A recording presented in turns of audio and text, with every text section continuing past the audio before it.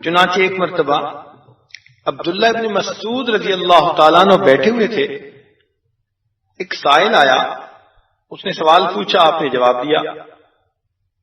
جواب لینے کے بعد جب وہ واپس جانے لگا تو اس نے دعائیہ کلمات میں کہا، یا لیتنی اکون من اصحاب الیمین، اے کاش کہ میں اصحاب یمین میں سے ہو جاؤں۔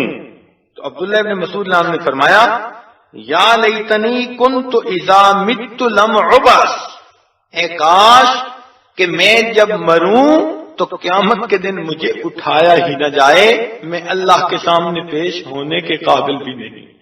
چنانچہ رابع بصریہ اللہ کی نیک بندی، ان کے سامنے ایک آدمی بھنا ہوا مرغ لایا کہ امی کھا لیجئے۔ رابع بصریہ نے رونا شروع کر دیا۔ لوگوں نے کہا کہ آخر آپ کیوں رو رہی ہیں؟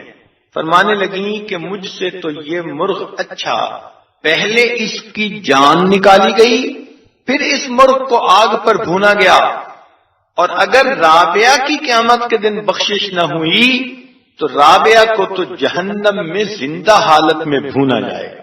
عمر بن عبدالعزیز رحمۃ اللہ علیہ کی ساری زندگی شریعت و سنت کے اوپر گزری۔ ایک مرتبہ ان کی رشتے میں کوئی نانی دادی بوڑھی عورت تھی، وہ آئی اور کہنے لگی کہ جیسے پہلے بادشاہوں نے خزانے کے منہ کھول رکھے تھے، آپ ایسا کیوں نہیں کرتے؟ انہوں نے ایک آدمی کو کہہ کر 1 دینار منگایا اور اس کو آگ میں گرم کر کے گوشت کی ایک بوٹی پڑی تھی اس گوشت کے اوپر رکھ دیا۔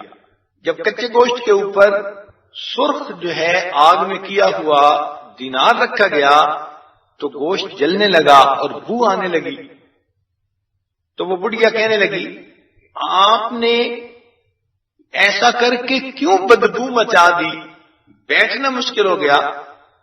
انہوں نے اس بڑھیا فتنے کی بڑھیا کو جواب دیا کہ دیکھیں، اگر آپ اس تھوڑے سے گوشت کی بدبو اتنی محسوس کرتی ہیں کہ برداشت نہیں کر سکتی، تو جب قیامت کے دن تمہارے اس کام کی وجہ سے مجھے جہنم میں جلایا جائے گا تو پھر میرا کیا حال ہوگا؟